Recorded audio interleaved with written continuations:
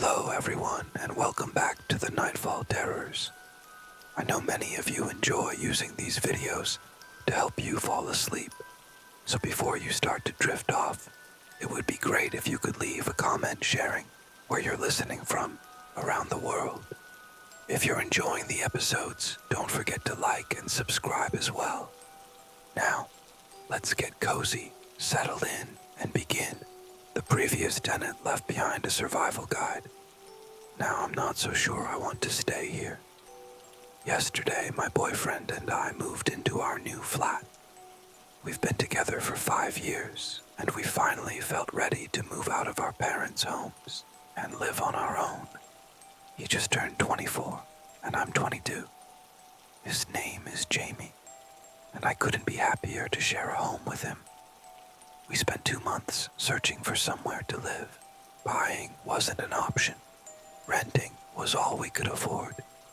But even that was tough. Prices were sky high, and for our budget, we were lucky to even consider a studio with a hot plate. Jamie works nights at a 24-hour fast food place. I'm training to be a teacher, which doesn't pay well in the beginning. I'm also buried in student debt, so money's tight. We had nearly given up when we found this flat. It wasn't fancy, but to us, it felt like a dream. 2 bedrooms, a balcony, views of the park, and local shops nearby. The building was in a rougher part of town, but we weren't raised with much. We weren't picky, just happy to finally have a space of our own. The ad mentioned no deposit, an open-ended lease, and the landlord was willing to sign for 5 years. That's unheard of in the city. There were no inspections either, but we'd be responsible for any damage when we moved out. I'd never heard of anything like it. Given our situation, we didn't hesitate. We signed the lease without even viewing the place. It felt like our only shot. Move-in day came quickly. Yesterday we got our keys and stepped into our first home together. It was overwhelming. Boxes everywhere, furniture squeezed into the lift, and what wouldn't fit was lugged up 7 flights by the movers. I think they were relieved we weren't any higher up. I just wish we'd had more cash to tip them properly. That evening, we collapsed on a second-hand sofa, courtesy of a friend's cousin, and watched some TV. We smoked on the balcony, taking in the view, and fell asleep early on our mattress. We hadn't put the bed frame together yet, and Jamie had an early shift. We slept peacefully. I felt safe, content, but that feeling didn't last. Not after what I found this morning. Jamie had already left for work. I was having a quiet coffee in the kitchen when I started going through the cupboards. There were a few things left behind. Spare keys, small keys for the window locks, essential this high up, extra smoke alarm batteries, and a folded piece of paper. The front of the note said, "New occupier of flat 42," handwritten in elegant cursive. I sat down and began to read. Dear new occupier, first, welcome to your new home. I lived here for 35 years with my husband. Sadly, he passed recently in an incident I won't detail. After that, my sister insisted I move in with her. I resisted, but truthfully, the stairs were becoming too much, and without Bernie, the flat was just too full of memories. When you live somewhere for that long, it becomes familiar, almost like a person. You start to understand its quirks. I thought it best to share some of that knowledge with you.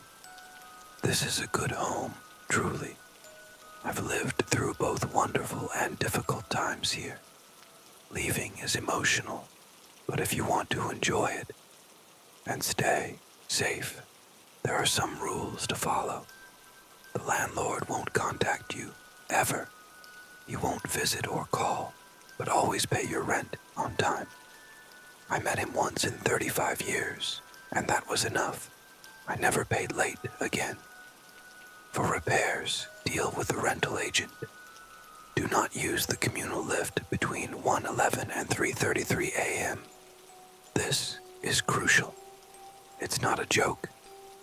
Ignoring this could be dangerous. I won't explain why. Just trust me. Too many others have ignored this and paid the price. If you hear strange animal sounds from flat 48, don't worry. That's Mr. Prentice's place. He's lovely. Say hello if you see him on the stairs. He never takes the lift, but don't investigate the noises. You'll understand when you hear them. If a window cleaner appears on your balcony, ignore him. He's persistent and friendly, but it's best not to interact. Don't give him money, tea, or anything. He'll leave if you don't engage, but it might take a while. Don't leave food lying around. Put it in the bin or the fridge right away. If you have pets, watch them eat and clear away leftovers immediately. This goes hand in hand with Rule 2. There are things that scavenge, and they're especially drawn to animal food. You can leave food out only between 1:11 and 3:33 a.m. Avoid anyone claiming to live in flats 65 to 72. That floor burned in the 1980s, and everyone in those flats died. The units have been empty since. Occasionally, someone will knock and ask to borrow something. They'll seem normal. Don't open the door. Lock it. I even added 2 extra bolts. I don't like to swear, but they are not to be trusted. Keep a weapon in every room. Sometimes, even if you follow every rule, something gets through. Be prepared. There's a residence committee. They're genuine, and Terry from Flat 26 runs it. She's great. Feel free to get involved. But don't babysit her kids. She'll ask. Don't agree. Occasionally, hairless cats roam the halls. They're not owned by anyone. Don't pick them up, unless someone from 6572 is nearby. In that case, bring the cat inside. It might sting your skin, but the cats are harmless. I just don't want to see them hurt. There's a damp patch in the bedroom ceiling that turns red sometimes. It's unsettling, but harmless. It doesn't drip or spread. It's been there longer than I have. Don't waste your time reporting it. The landlord won't fix it. Trust me, the postman, Ian Flanders, is reliable. He's been delivering mail here since before I moved in. He has a key to the main door and drops off letters at exactly 8:54 a.m. every day. I can't write everything here, or it'd turn into a book. But if you ever need help, Ian's a good man. The first few weeks are the hardest. You'll doubt your decision. Maybe you already do. But if you hang in there, you'll find this place has its own kind of charm. It's a bit unusual, but if you follow these guidelines, you'll be fine. I wish you all the best. Sincerely, Mrs. Prudence Hemmings. I didn't know what to make of the note. I hoped it was a joke. But the agent had said the last tenant was an elderly woman, and Prudence Hemmings didn't sound like someone playing pranks. Some things in the letter matched reality. There was a large damp patch above the bed. We'd, already talked about reporting it. It wasn't crimson yet, but it was definitely there, and as we moved in, I had pointed out a striking hairless cat in the hallway. The more I thought about it, the more uneasy I became. What had felt like the beginning of a dream life was quickly becoming a source of dread. I glanced at the clock, 9:14 a.m. I'd missed the postman. When I checked the door, there were 2 letters addressed to Mrs. Hemmings on the mat. At 11:15, my fear peaked. A friendly-looking man with window-cleaning gear knocked on our balcony door. I didn't respond. I'd already texted Jamie, telling him to come home quickly. The man kept knocking, gently but persistently, for over 10 minutes. I felt terrible ignoring him, but the longer he stayed, the more frightened I became. My windows gleamed, and without curtains, there was nowhere to hide. I felt completely exposed. He stood there for exactly 30 minutes, never once breaking eye contact or pausing his steady knocking. Occasionally, he'd call out something overly friendly or ask politely for a drink in the heat. I did my best not to look directly at him. When he finally left, I checked every window in the flat. There was no sign of him on any nearby balconies, and no trace of equipment either. He'd vanished. Jamie still hadn't responded. It was a Friday, notoriously hectic at his job, so I figured he might be tied up. Still, it wasn't like him to go silent. He was supposed to be home in about an hour. I kept rereading the note, probably hundreds of times. I was desperate for Jamie to walk through the door and reassure me that I was overthinking, that this was all just some weird coincidence. But Jamie never came home. His shift should have ended around noon. By 2 p.m., I was panicking. I had cried, called him countless times, and left over 100 voice messages. Eventually, I called his workplace, despite worrying it might embarrass him. His manager told me something that chilled me. Jamie never clocked in for his shift. That's when it hit me. His shift started at 4 a.m. He would have left at 3:15 and used the lift. I tried to tell myself it was some elaborate prank, maybe even something Jamie orchestrated with his boss, but a part of me knew it didn't sound like him. The style of the note, the tone, it wasn't something he could have faked. As the hours passed and he still wasn't home, the reality began to set in. Had we made a huge mistake moving here? Everything had changed in just 24 hours. I was exhausted, my nerves fraying, and sleep was a distant memory. But I wanted to update you all. Your advice was overwhelming, and I've tried a few suggestions. I plan to get a big planter of sage for the balcony. And yes, I spilled salt across the doorway, but to be honest, it hasn't helped. The only guidance I'm fully following is from Mrs. Hemmings. I've stuck strictly to her rules, and so far, I'm still here. But it's been far from easy. Jamie had been missing nearly a full day. His work kept calling me, but I couldn't bring myself to answer. I knew I had to act, but I refused to break rule number 2. I waited, anxiously. The moment 3:34 arrived, I still couldn't move. I sat frozen on the sofa for another half hour before finally leaving the flat. At 4:02 a.m., I made my way to the lift. It's ancient, likely original to the building, with clunky, oversized buttons that glowed dimly in the dark. I stared at them, hoping for some kind of answer. I felt sick with dread, but nothing happened. I stepped inside, rode it up and down, scanning every inch with my phone's flashlight. Nothing. No trace of Jamie. Crying and defeated, I returned to flat 42. What once felt like a dream home now felt completely alien. At the small dining table we had built just days earlier, I sat shaking with my phone in hand. I kept switching between reading your comments and thinking about calling the police. Eventually, I decided to ring my friend, Georgia. I needed someone real to talk to, someone I trusted. The situation was too strange to explain to the police just yet. I won't go into all the details, but I told Georgia everything. She promised to come by late morning once she dropped her younger brother off at school. I waited just as I'd done all night, but this time I armed each room exactly as the note advised. Before long, I realized it was 8:23.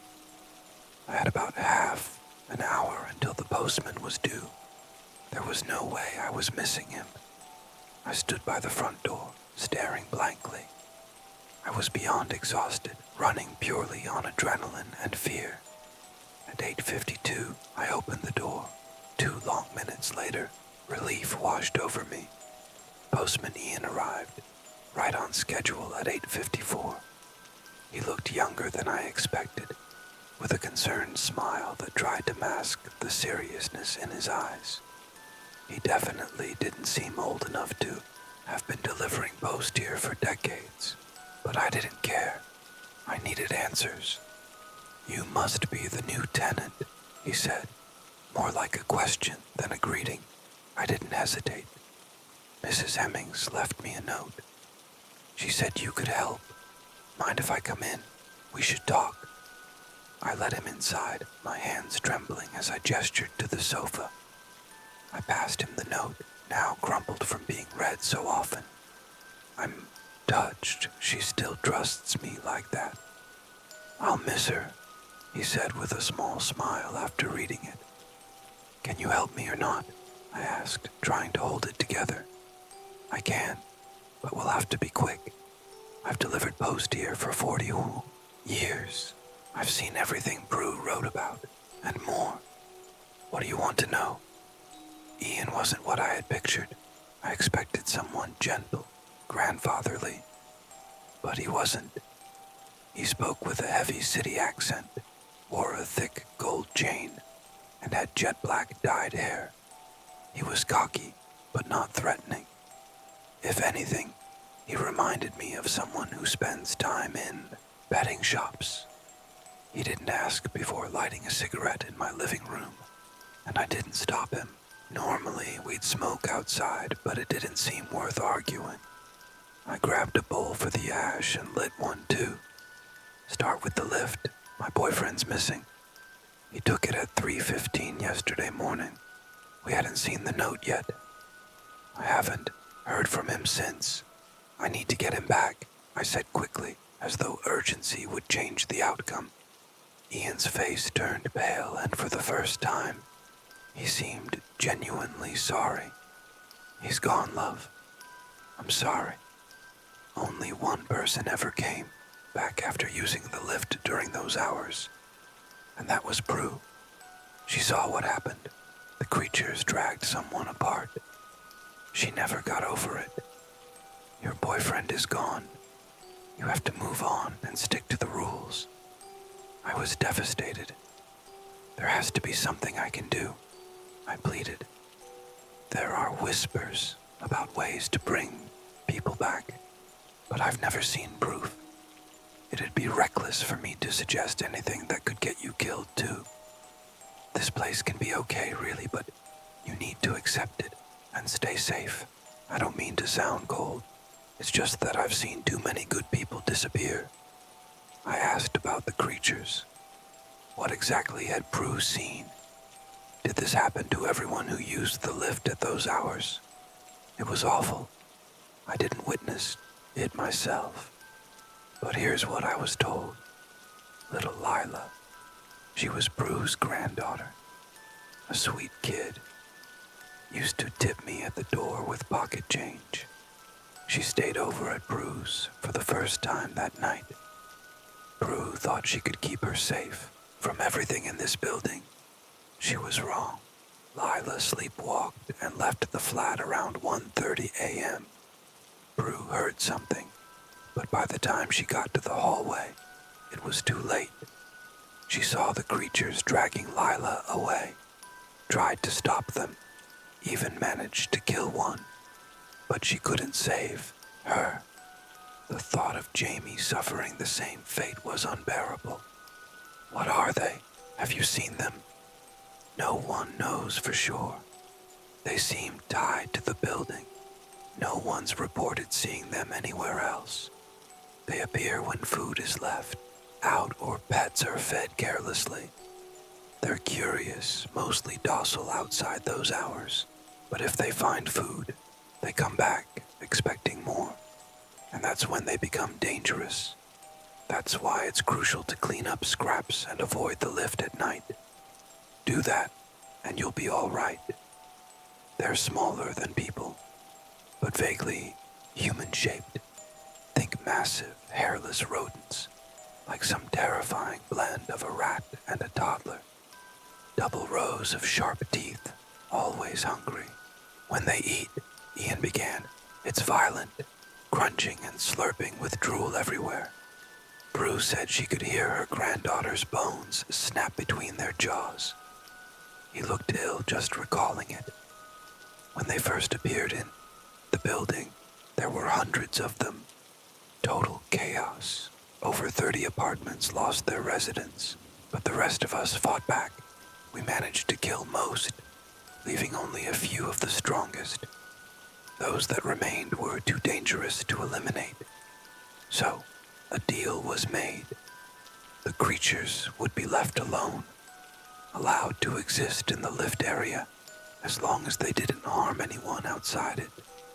The exception, anyone caught in the lift between 1:11 and 3:33 a.m., they're fair game.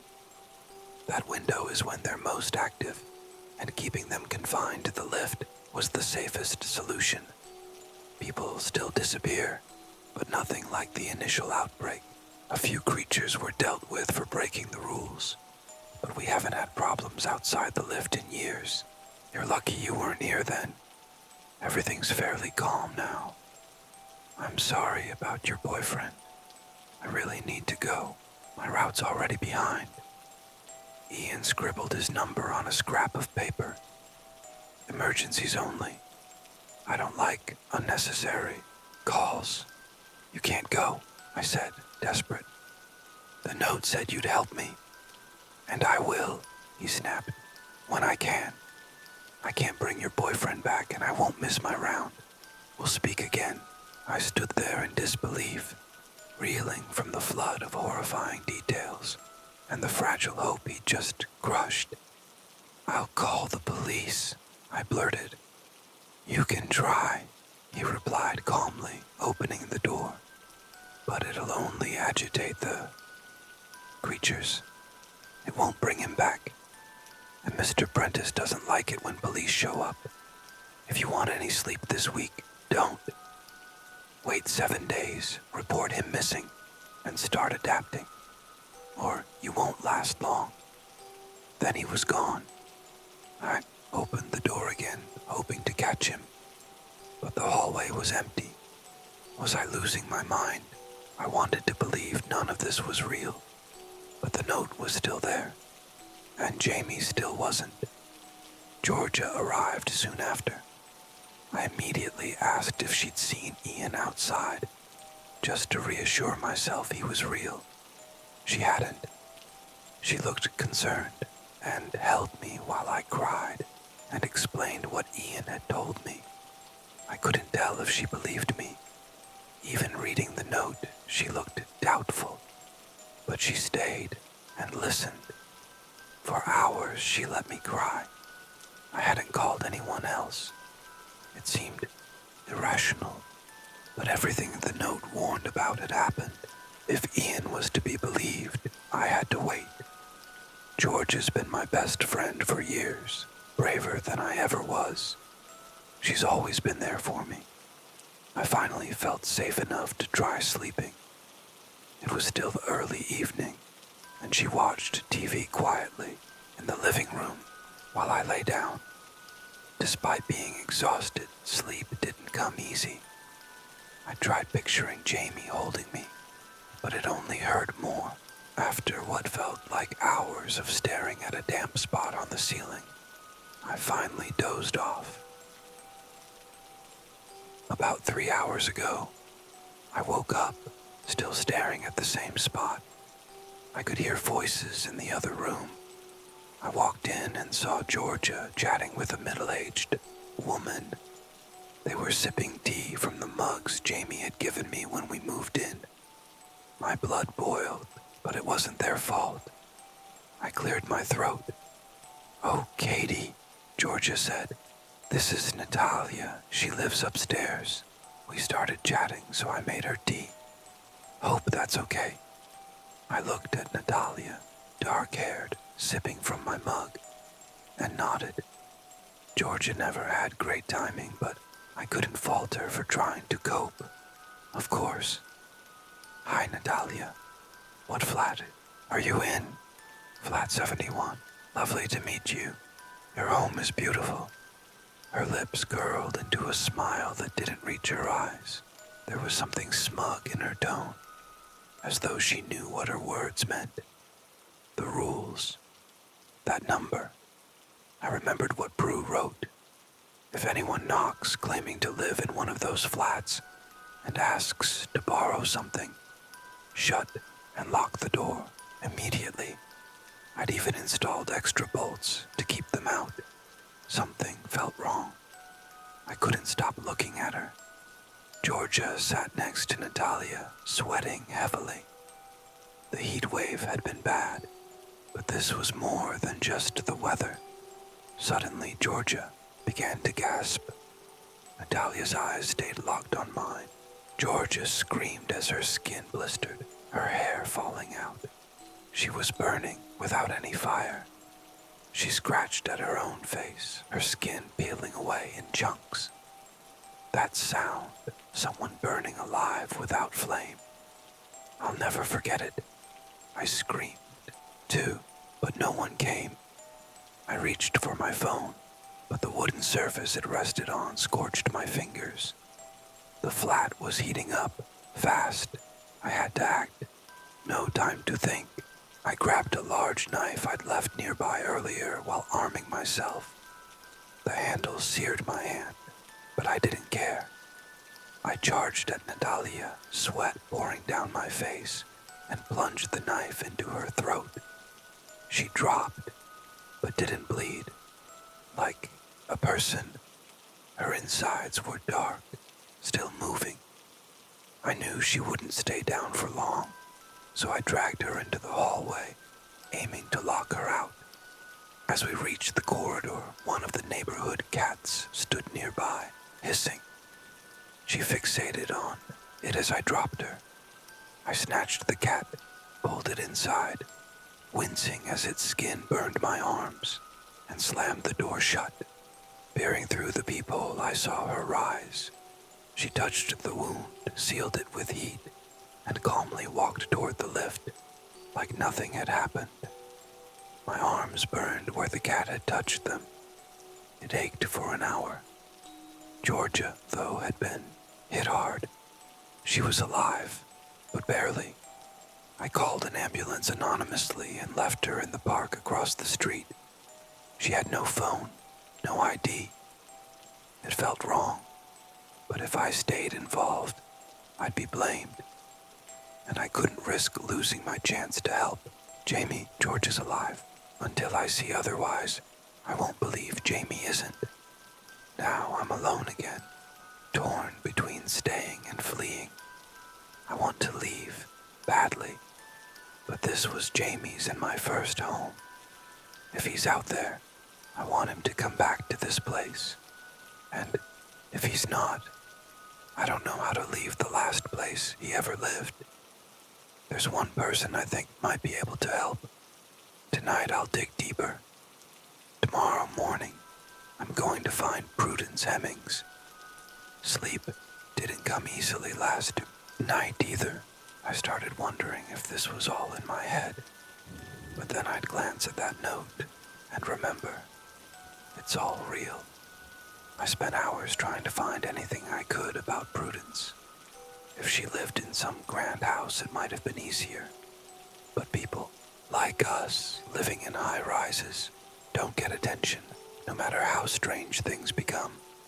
Eventually, I found an old article about Lila Hemmings. She went missing while under her grandmother's care. The story claimed she disappeared at the park across from the building early one morning. Her parents had disowned Prue afterward.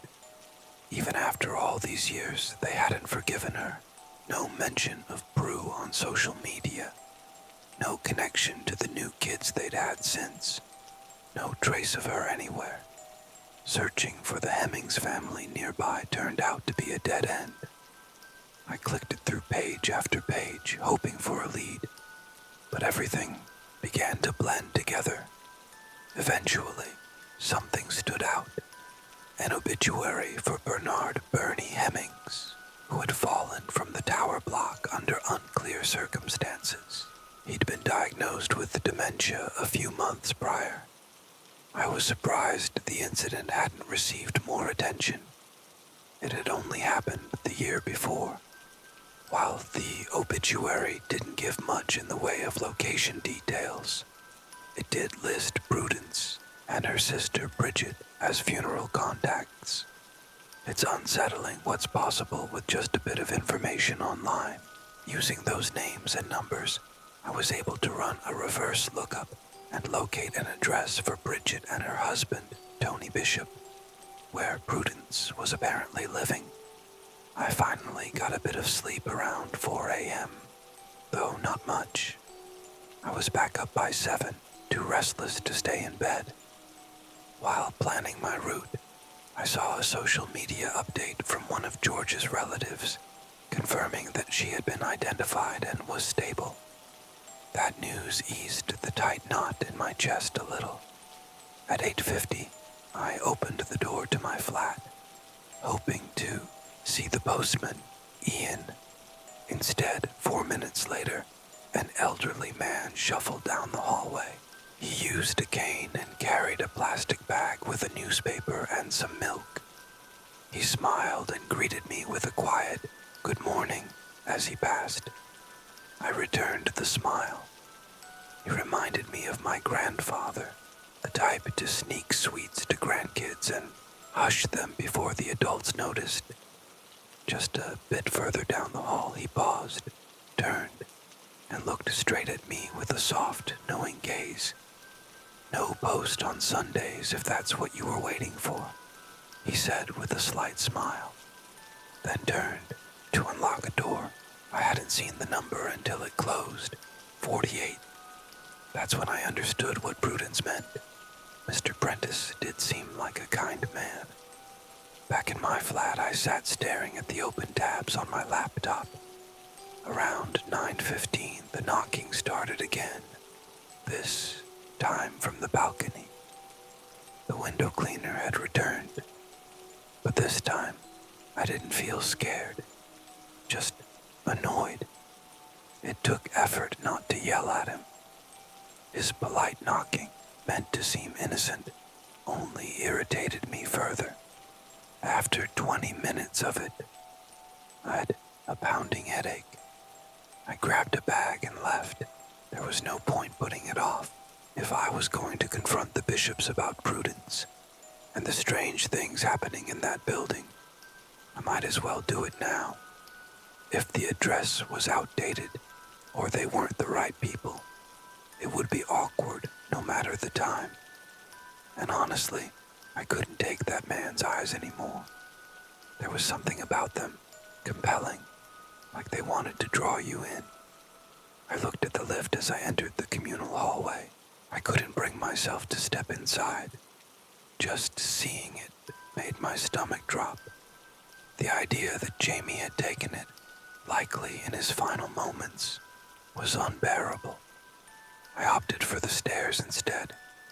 They were in as bad a state as the lift. We'd used them on move-in day, but I hadn't really noticed before. Now, every poorly painted wall and cracked tile seemed important. I thought about the rules, about how strange everything here was. As I descended, I kept an eye on the floor numbers: 7, 6, 5, 5, 4, 3, 4, 2, G. Something wasn't right. Maybe it was sleep deprivation, but I was certain I'd gone down more than 6 flights. The numbers had repeated. A glitch. I paused at the bottom, looking around the dim stairwell. It felt oddly dark, despite the sunlight streaming through the door's glass panel. The note hadn't mentioned strange stairs. Maybe I was imagining things. Just then, a woman entered. Mid to late 30s, two young children in tow. A boy and a girl, likely twins around 6 or 7, with matching blonde hair and large brown eyes. They looked remarkably alike, especially for siblings of different genders. I'm not one for kids, but they were undeniably cute. The woman had a sharp bob haircut, longer in the front, dyed a warm auburn. Her roots, however, were the same light color as her children's. She looked exhausted but straightened up when she saw me, running her fingers through her hair, clearly trying to neaten it. "Hi, are you visiting?" she asked casually. "No, just moved into flat 42 on the 7th floor. I was heading out, actually. How about you?" I was eager to leave but didn't want to seem rude. "I'm in flat 26. I'm Terry. These are Eddie and Ellie," she said, motioning toward the children hiding behind her skirt. "Welcome to the building. If you need anything, just give me a shout." "Thanks, I'm Katie. People call me Kat." "That's really kind.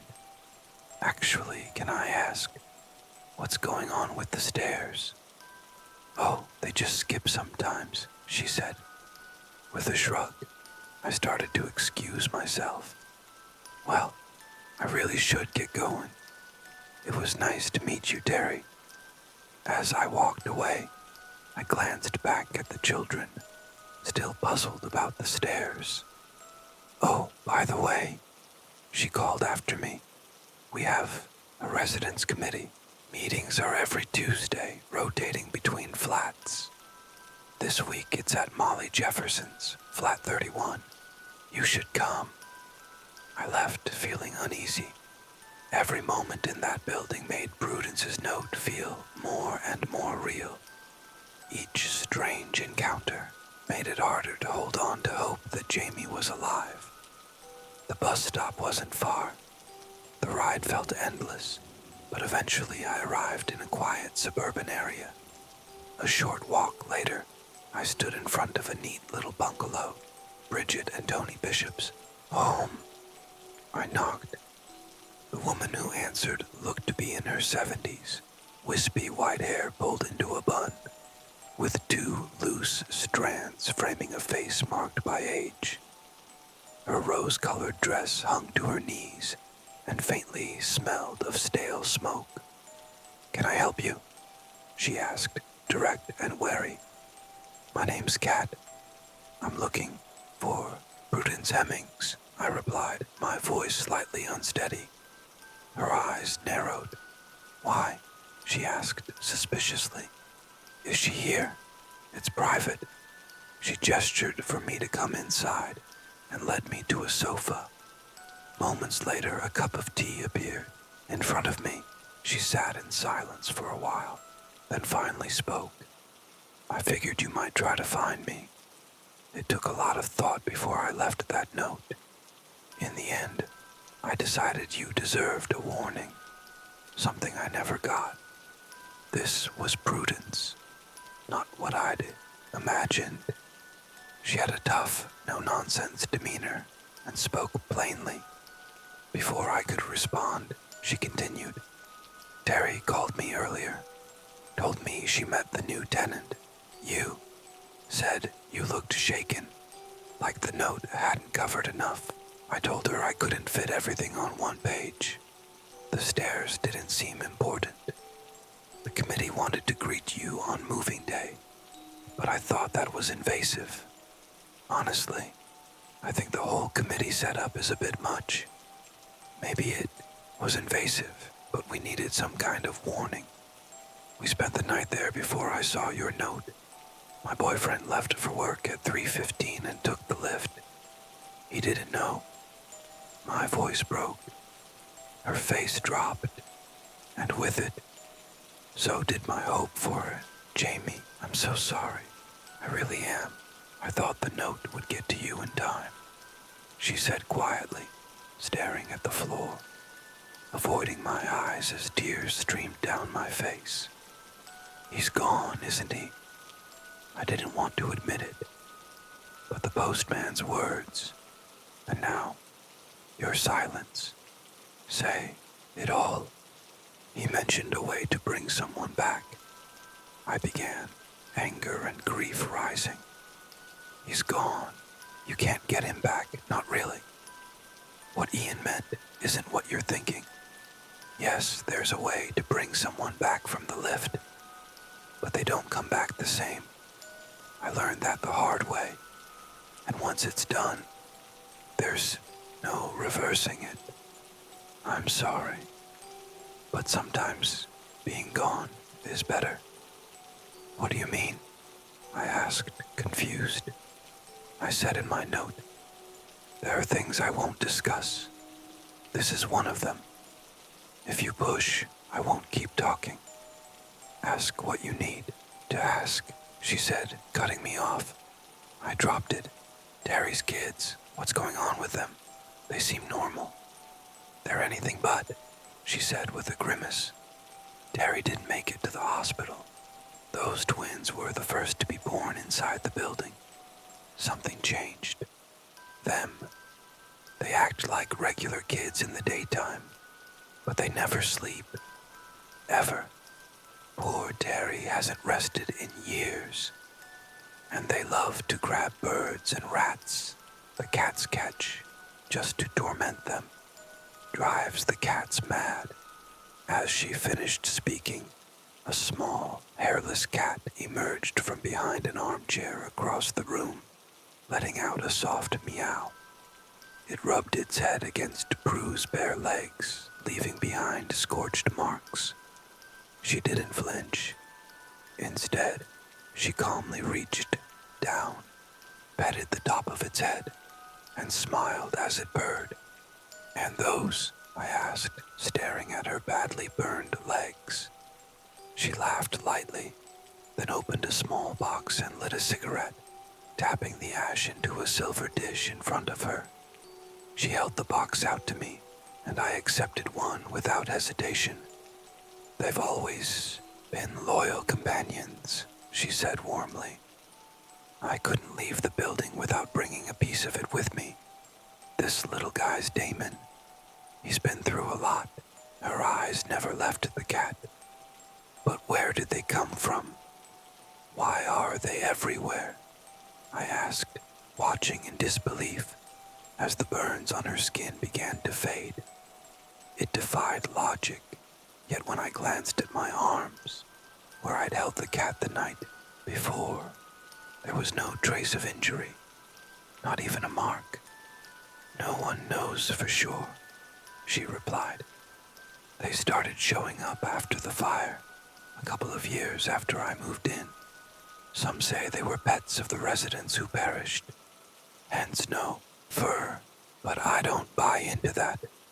I cut her off. I met one of those residents last night. She said her name was Natalia.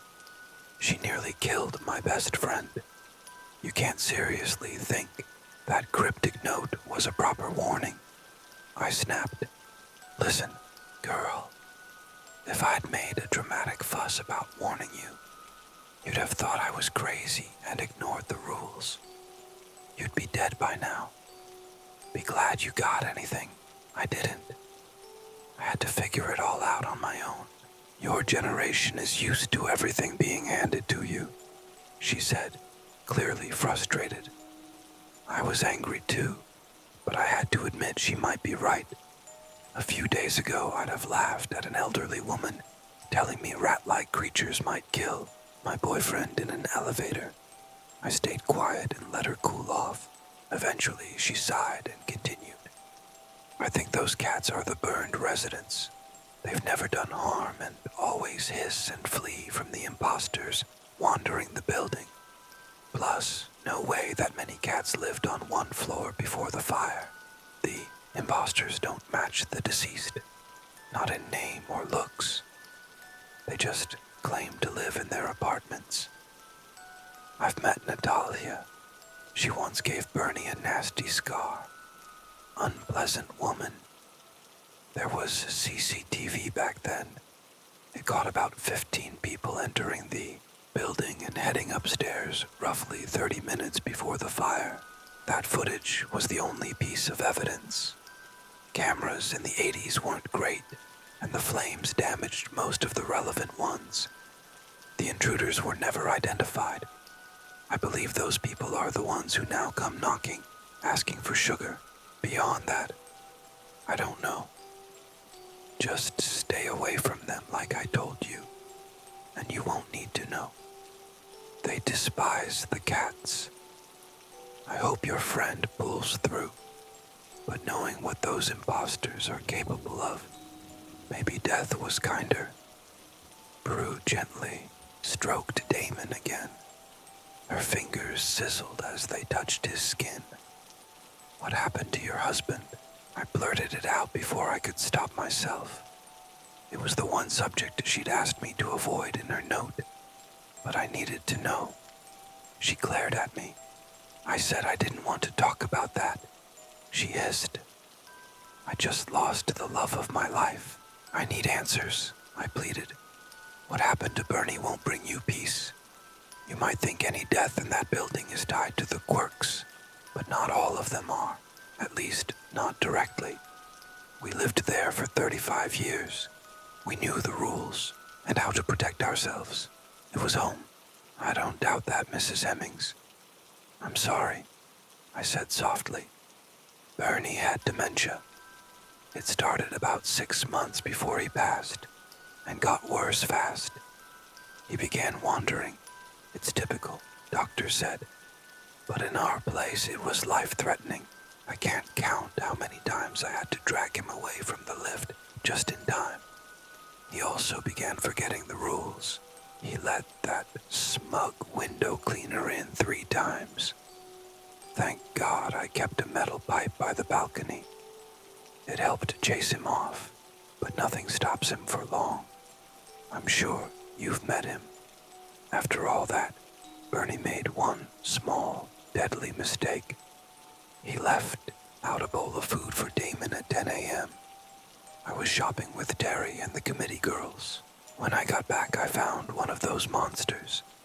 Prudence's voice cracked. I placed a hand on her shoulder.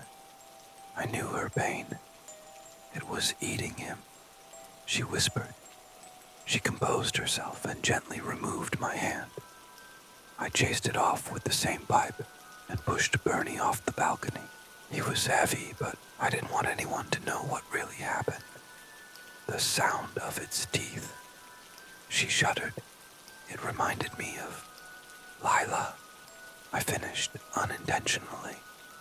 You've spoken to Ian then, she said quietly. I never meant to hurt her. I loved that little girl. Tears welled in her eyes. Damon, now beside her on the couch, leaned against her.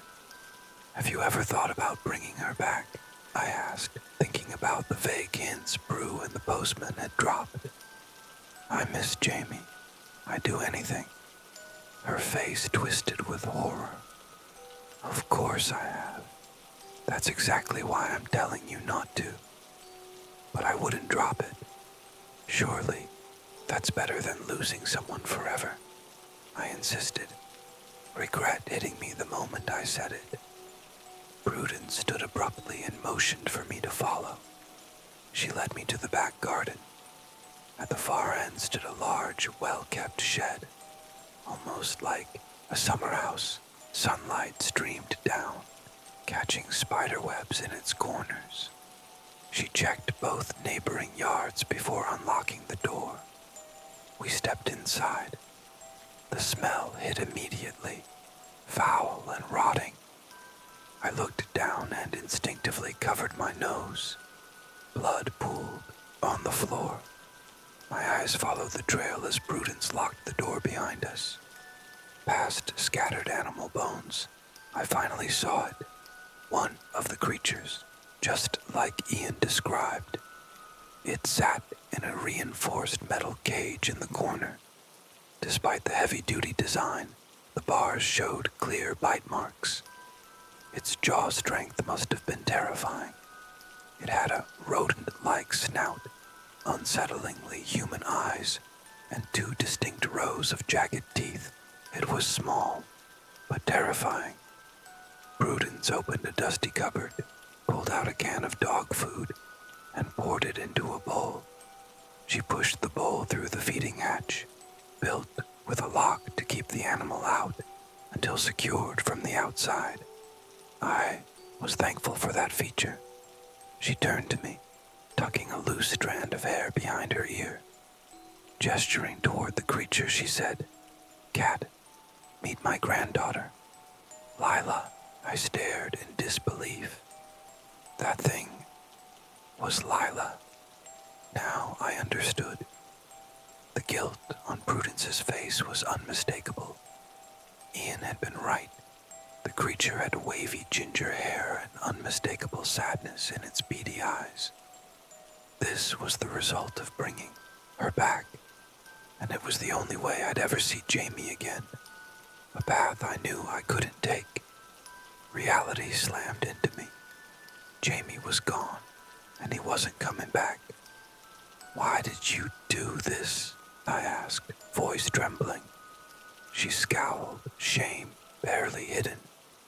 "I never wanted this. If you think that was the goal, you're more twisted than I am. I just wanted my granddaughter back. When she died, part of me died too. My son blamed me. His wife did. And even Bernie, though he never said it, I saw it in his eyes. I'd pushed to keep Lila with us longer. I was confident I could handle the building's oddities. Maybe too confident. I swear I didn't know about her sleepwalking until it was too late. We'd moved into the flat not long after our son moved out. Downsizing made sense. He never knew what we were facing, what he sent her into. By the time it happened, the fire had been years ago. We'd made the deal with the lift creatures. The burned neighbors were just part of the background. I thought she'd be safe. She paused, gazing at the twisted being in the cage. It hissed softly and bared its 4 rows of teeth. "But how did you even do this?" I asked urgently, eyeing Rat Lila in disbelief. I needed answers, fast. I didn't want to be in that shed a second longer than necessary. "The gardener helped me," she said, voice shaking. "Who the hell is the gardener?" I snapped, overwhelmed by yet another sinister unknown. "Interview setting." They Prue, calmly. "I didn't mention him in my note because he's been gone for over 20 years. He's not relevant anymore. His part in this is long over back." When Lila disappeared, the council approved a plan to build a new tower block next door. But before construction began, the land it now sits on was a shared garden for both our block and the one beside it. There was a gardener named Derek, who regularly tended to the front flower beds. Derek was one of the first people I met after moving in. As I've said before, I had to learn the building's rules on my own. The first time the window cleaner came to my balcony, I instinctively reached for the handle to let him in and offer a cup of tea. Just then, someone knocked on the front door. I signaled to the cleaner to wait and went to answer it. It was Derek. He stopped me and told me not to open the door, warning it would be a serious mistake. Naturally, I thought he was delusional. We argued, and as I turned to boil the kettle and open the door anyway, Derek grabbed my hands and insisted I look again at the man outside. When I turned back, the man was gone. In his place stood something else, a towering, almost skeletal figure, its skin gray and stretched thin over bone. Its eyes were sunken and endless, like looking into the darkest cave. Drool dripped from its mouth and hit the balcony floor, some trailing down the glass. I opened my mouth to scream, But as I did, Derek let go, and the vision vanished. There again was the friendly man, smiling and asking for a drink. It took me a moment to process, but I knew what I'd seen. That was the creature's true form. From that point on, I never intentionally opened that door again. Derek didn't stay long that day. He never explained who or what the window cleaner was. He didn't elaborate on the strange things in the building, but he felt like someone made of light in a place full of shadows. He told me he'd always be around when I needed him, said it was his job to care for both the residents and the garden. Over time, he reappeared now and then. He played a key role in brokering the agreement with the creatures. After the fire, he planted a special tribute for the victims and ensured all plants were safe for the cats. He even saved Bernie once. An imposter tried to come in, and Derek intervened. He really did seem like a force for good, kind, helpful, trustworthy. But everything changed once the council approved that new block. He knew the garden would be torn up, and with it, his purpose. He became bitter, but no one noticed, least of all me, caught in my own heartbreak. When Lila died, I was shattered. Derek found me crying on a bench in the garden and offered to help, to use the garden to bring her back. I lashed out, blamed him, said he should have stopped it. He told me she'd broken the rules, that he'd worked hard on the deal with the creatures and couldn't stop what had been agreed. But he still wanted to make it right. I understood, but I couldn't accept it. In my grief, I slapped him and trampled his flowers. I'm ashamed of it now. Eventually, I collapsed, overwhelmed. Derek tried to comfort me, but I could see his thoughts were still with his garden. He told me he was sorry for my loss, but I'd crossed a line, said he'd always been good to me, and I should have treated him better. I snapped again, told him it didn't matter. His garden would be bulldozed soon anyway. He twitched. Then he lost his temper. He told me he understood my pain, but that I shouldn't take it out on him. Then he said, if I really wanted Lila back, there was a way, but it was dangerous. I begged. I said I'd do anything. He explained. All I had to do was enter the lift during their frenzy and offer food, while saying, reverter mortuis. No guarantee I'd survive. But if I succeeded, I'd get her back. So I did it. The ritual worked. Or at least, I thought it didn't, at first. But a few days later, she was there, running wild in the house. She'd bitten part of Damon's ear clean off. I almost killed her. But then I looked into her eyes and I knew. It was Lila. By then, Derek was gone. The workers had started building. His garden and Derek himself had vanished. No one's seen him since. You see, Kat, nothing in that building is truly safe. You always have to stay alert. I've kept Lila like this ever since. Maybe it sounds crazy, but I couldn't bring myself to harm her. I'm not a monster. XD, shed, day. Prue sighed and motioned for me to leave. She locked the shed, securing the padlock over the biggest secret she carried. I was drained. There was too much to take in, and the reality finally hit. Jamie was gone. Any last hope I'd clung to vanished. You all tried to warn me in the comments, but I didn't want to believe it. I couldn't even look at Prue again. I made my excuses and left, catching the bus back to the block I once looked forward to living in. By the time I got home, it was mid-afternoon. Faced with a choice between the lift and the stairs, I took the stairs. 11 exhausting flights later, I arrived at my flat. I collapsed on our mattress, sobbing uncontrollably for Jamie.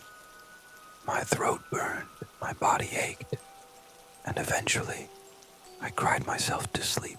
I must have finally shut down. When I woke up, it was late, around 10 p.m. I wrote as much of this update for you all as I could, posted it, and just sat at the dining table with my head in my hands. My life had completely fallen apart. I kept thinking about everything, questioning why it was happening to me. I checked social media for news on Georgia. Nothing. Jamie wasn't close with his family, but soon they'd start asking questions. The stress was unbearable. Feeling desperate, I did something I normally wouldn't. I went down and knocked on the door of flat 26. Terry answered. Her hair was messy, her eyes heavy with exhaustion, and I could smell wine on her breath. Are you okay, Kat? She asked. Oddly, seeing her so worn out reminded me that I was the one who needed help. I'm sorry. I don't know you, but My words failed me. Don't worry. Prue called me. She told me everything. I'm so sorry about your boyfriend. It's a shame I never got to meet him. Her voice was soft, maternal. Would you like a cup of tea? Or something stronger? Coffee, please, I replied quietly. I sank into her couch. It was comfortable, like home. Terry moved into the kitchen, slightly unsteady on her feet. I noticed the empty wine bottle on the counter. Then, a loud crash from elsewhere in the flat. I jumped. Terry coughed, trying to play it off. Excuse me for a moment, she muttered, disappearing down the hallway. I heard another crash, followed by giggling and faint shouting. Eventually, it went quiet, and she returned. Sorry, kids, you know. She smiled weakly.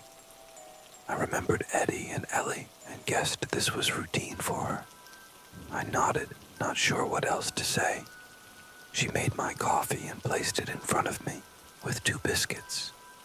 I hadn't eaten properly in days. Those biscuits felt like a lifeline. It turns out Terry and I have a lot in common. Same taste in movies, music, food. We chatted for about an hour. For the first time in days, I felt like myself again. I even laughed. I'd forgotten what that felt like. But it didn't last. A loud noise shattered the calm.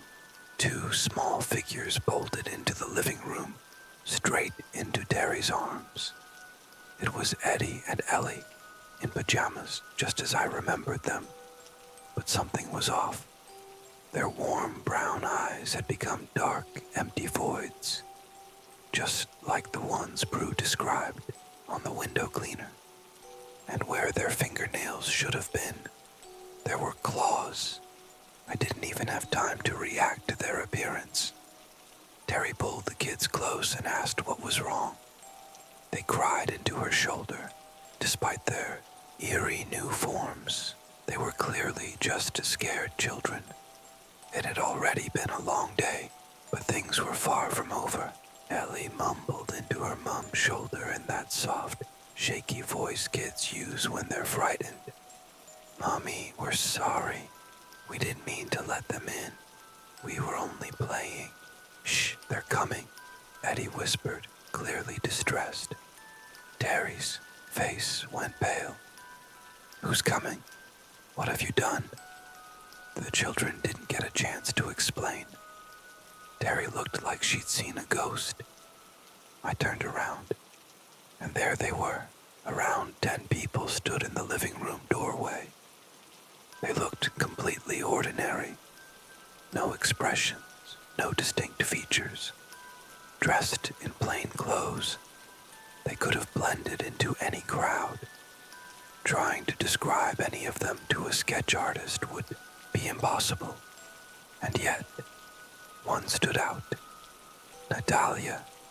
Seeing her immediately brought Georgia to mind, her burning skin, the awful sound she made, the scent of her hair catching fire. I hadn't counted them properly, but there were clearly more than I expected. This had to be the group Prudence mentioned, the 15 people who entered the building before the fire. I already knew Natalia was one of them. Eddie and Ellie clung to Terry's skirt, shaking. I wanted to shield them, but even I felt uneasy every time I caught a glance of their hollow eyes. "Hi, Terry," Natalia said with a false cheer. "The kids said we could borrow some sugar." She smiled at the terrified group. Then she turned to me, her tone shifting. "How's your friend?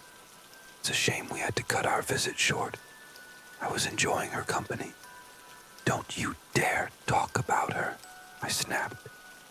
"She's got nothing to do with you. You're disgusting." I couldn't stop myself. "You don't scare me. I won't let you hurt this woman or her kids." Natalia laughed. I swallowed hard. Sure, I sounded brave, but I wasn't a fighter. Just days ago, I was a girl excited to move in with her boyfriend. Now, I was mourning his death, living a nightmare, and defending demonic-looking children from people who might be worse. But I wasn't afraid of Natalia. Not anymore. Something inside me just wanted to protect the people here. Life really does take strange turns. "I know you're not scared," she smirked. "I saw it in your eyes when you put that knife in my throat. That's why we're here." She gestured to the others. "My brothers and sisters aren't freaks. You are, thinking your lives matter. We watch you go about your days, doing the same meaningless things. You're expendable. That's why we lit the fire all those years ago," she said, voice full of twisted joy. It was like watching a cartoon villain finally win after years of losing. "They weren't disposable," Terry whispered. "What was that, Terry?" Natalia's tone turned mocking. "Did you want to say something?" "I was only a kid, but those people were friends of my parents," Terry replied, her voice firming. "They were good people." The group didn't move. They just stared. "Why would you burn people alive? What could you possibly gain?" I stepped in front of Terry and the kids. Natalia looked ready to attack. "We were following our leader, Michael," she said, waving toward the group. The name stirred something in them. His brother, Jonathan, lived here. He let us stay sometimes. Though he didn't follow our beliefs, he and Michael clashed often. Our group rejected societal limits. We came and went as we pleased, played music, reflected inwardly, lived freely. Terry pushed the kids behind her and snapped, furious. "You were just entitled brats following some delusional man. Listen to yourself. This is cult nonsense." She wasn't wrong. It made me angry to think people had died for this. As Terry finished, the curtains behind her burst into flames. I flinched. "Don't call us a cult. I'm sick of it," said a man from the group. He smiled as the flames spread. They were all capable of what Natalia did to Georgia. My confidence wavered. We were only alive because they were letting us be. We were in danger. Terry went silent. Natalia picked up again. Michael was the real deal. He showed us how to create peace. But to do that, non-believers had to go. He taught us to embrace our darker sides, to use it for power. She held up her hands, which glowed like embers. Delusional or not, those powers were real. Things fell apart after he and Jonathan had a big fight. Someone called the police. Jonathan told us to leave. We were planning to anyway. The authorities didn't like us, and we couldn't afford more scrutiny. Michael was furious. We spent hours in a field trying to guess who betrayed us. I thought it was the neighbor, Mavis, always complaining, interrupting us. Michael couldn't be sure who it was, but he believed the culprit lived on our floor. So he told us to return that night and wipe out everyone on it. Her voice took on a gleeful tone as the others laughed. We enjoyed it. The screams, the flames, the power. It was like nothing we'd felt before, but the building didn't let us leave. No matter how many times we tried, the stairwell kept looping. We couldn't escape. The fire reached us. We died in that stairwell along with everyone else. Fire engines arrived too late, but we didn't vanish. We stayed, wandering the halls and burnt out flats. We couldn't go anywhere unless invited. It was awful. We didn't cause trouble at first. We waited for Michael to come. She paused, but he never did. 2 months passed. Then we got confirmation. Someone slid a newspaper under the door. Her eyes locked onto me. Tower Block resident Bernie Hemmings provides evidence to convict cult leader on drug charges. I gasped. I had missed that in my research on Brew. Probably too local to be online. Natalia's smile widened. Did the old woman forget to mention that? That her husband is why we're stuck here? She shook her head. After that, we made life hell for everyone. But we quickly learned we couldn't enter unless invited. Things changed when Brew found a way to destroy us permanently. She killed 2 of ours. We couldn't do anything while she was around. So we stopped. A truce of sorts. Then she moved out. We were going to keep that peace. Until you stabbed me. Now she's gone. It's open season. As Natalia's anger grew, the others grew restless, like a swarm responding to one mind. The calm broke. They began to move, murmuring among themselves. I didn't see the one heading toward Terry and the kids at first, but when I did, it was already too close. It was a teenage girl, slim, conventionally pretty, but unsettling in her ordinariness. As she approached the family, coming within a meter, Ellie froze. Her claws extended, growing longer and jagged at the edges from the sudden transformation. The voids where her eyes once were seemed to darken even further. Then she opened her mouth. Sharp teeth filled her jaw. Blood pooled along the gums where they had forced their way through. Without warning, Ellie lunged forward, slashing the girl's face and gouging her eyes. She latched on, using her claws like climbing hooks, holding herself up at eye level. Eddie sprang into action. His own claws grew out as he charged, scattering the group in a panic. Flames burst out in all directions, lighting up the room with chaos. Everything had spiraled out of control. These 2 terrifying-looking children were now holding their own against a group of 15 undead cultists. Even Natalia fled, but her eyes never left mine. As she disappeared through the door, she yelled, "Back, this isn't over," and I believed her. I stayed at Terry's that night. We sorted through what had burned and tossed what we couldn't save. Eventually, we all crashed from exhaustion. The kids returned to normal. No claws, no flames. Just 2 mischievous children playing in the hallway. They were too young to fully grasp what had happened. I didn't sleep much. That was nothing new. Terry was still asleep when I woke up, so I quietly slipped out and walked back to my flat. I avoided the lift and hoped the stairs would behave, and for once they did. As I reached my front door, Postman Ian was there, dropping off letters. "Hey, love," he greeted cheerfully. "I need to talk," I said urgently. "Can you come in? Just 5 minutes." Inside, I told him everything. Natalia, the attack, her vow for revenge.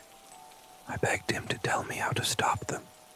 He just shrugged and told me to keep my doors locked. That if I didn't let them in, I'd be safe. But something felt off. When I brought up killing them, he got defensive. He didn't even suggest asking Prudence. The whole exchange felt false. I wanted to trust him, after all we'd shared, especially about Jamie. I wanted to believe in his good intentions. But if Prudence Hemmings could conveniently forget to mention her husband's role in this, or how to get rid of these cultists, then maybe she couldn't be trusted either. Could Ian? When he offered nothing useful, I knew I needed him out. Politely, I asked him to leave. I needed space to think, to start piecing things together on my own. Prudence had left rules, but she'd kept too much back. It felt like I was just a piece in her twisted game. Maybe this was all about her control. She'd even caged her own granddaughter.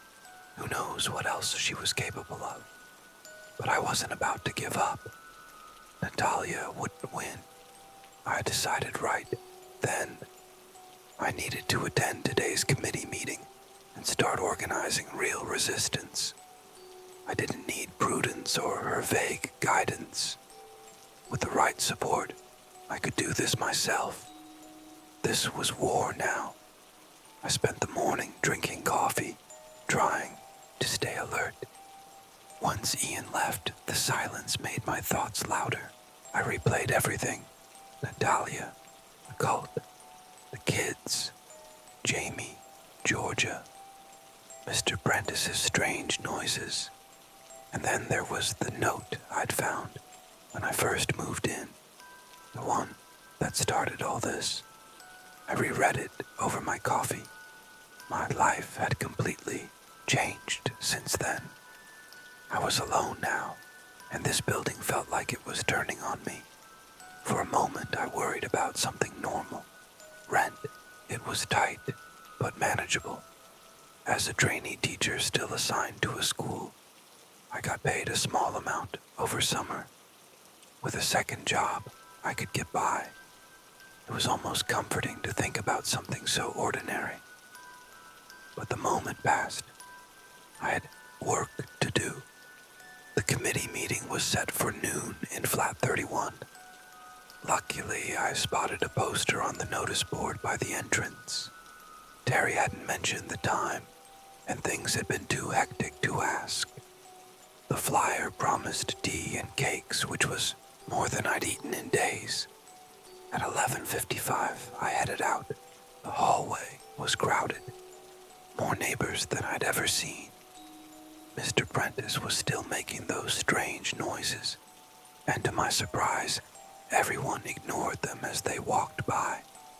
I hesitated at the lift, as usual, but chose the stairs again. I still couldn't face where Jamie had died, and the climb kept me fit.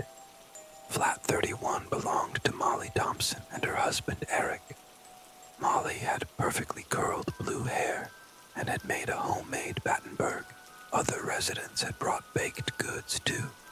It felt like a school fair.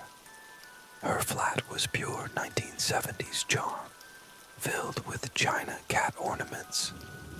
I sat on a plastic garden chair she'd laid out for the guests. I hadn't seen this kind of community spirit before. Then I spotted Terry arriving with Eddie and Ellie. It was comforting to see familiar faces. People were eyeing me, probably wondering who the new girl was. Eddie ran up, gave me a big hug, and plopped down next to me. Terry smiled and sat on my other side, with Ellie beside her.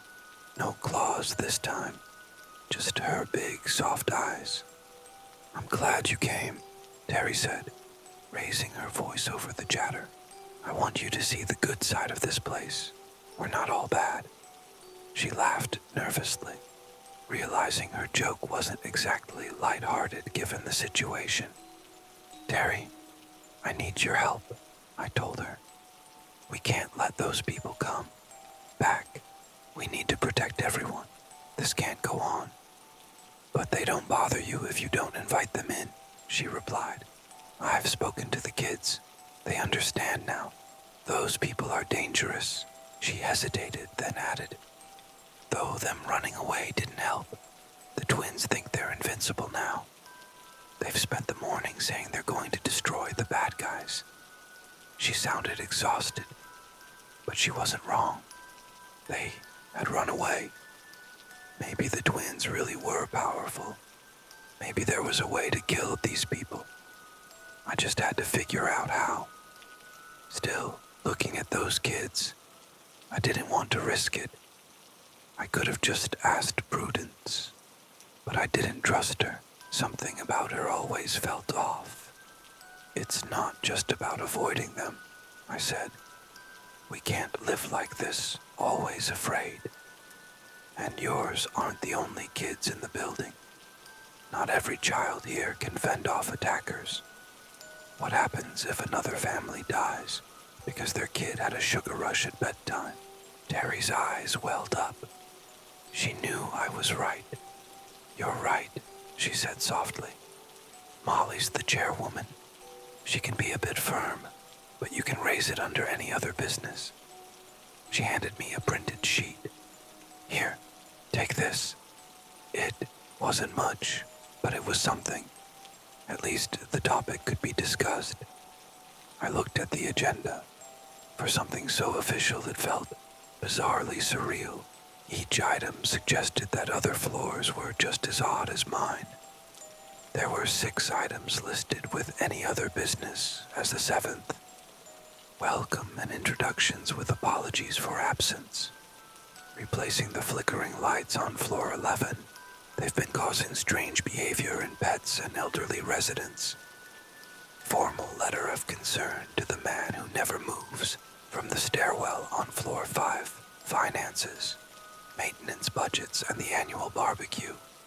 Health and safety concerns over the gripless stairs leading to floor 14. Soundproofing Mr. Prentice's flat. Unit 48. I felt strangely reassured. I wasn't the only one dealing with bizarre things, but it was also unsettling. The whole building was clearly not normal. What really stuck with me, though, was that man on floor 5. I'd passed him on the stairs countless times, but I only now realized he was always there. He had never moved, and suddenly, that was terrifying. The meeting began with a sharp, unimpressive clank. By now, the small 70s-style flat was full. All the garden chairs were taken, and many people stood. Molly Thompson rose from her floral armchair, tapping her teaspoon against her teacup to gain attention. She reminded me of a stern schoolteacher from my university placement, commanding silence without effort. "All right, everyone, let's get started," she called, her voice rising until the room hushed. "First, we won't skip introductions today.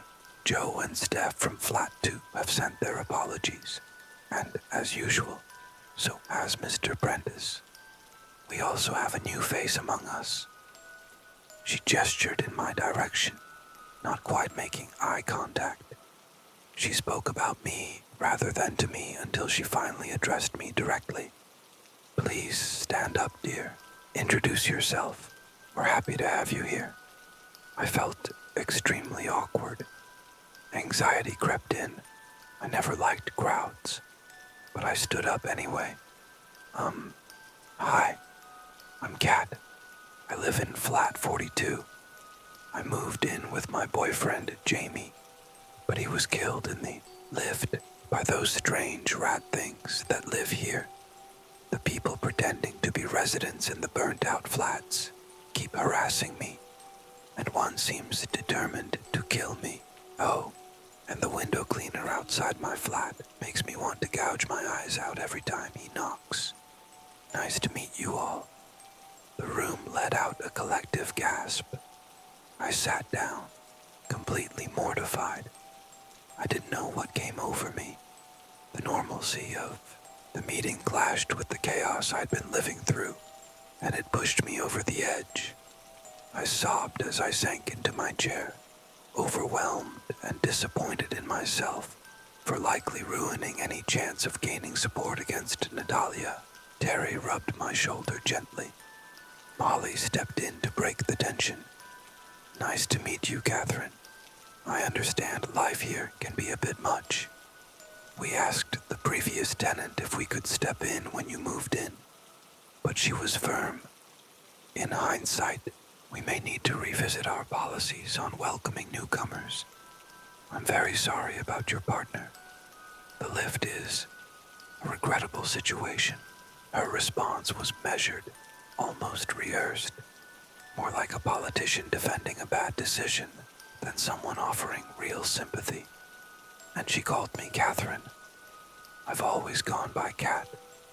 That just added to her strict teacher vibe.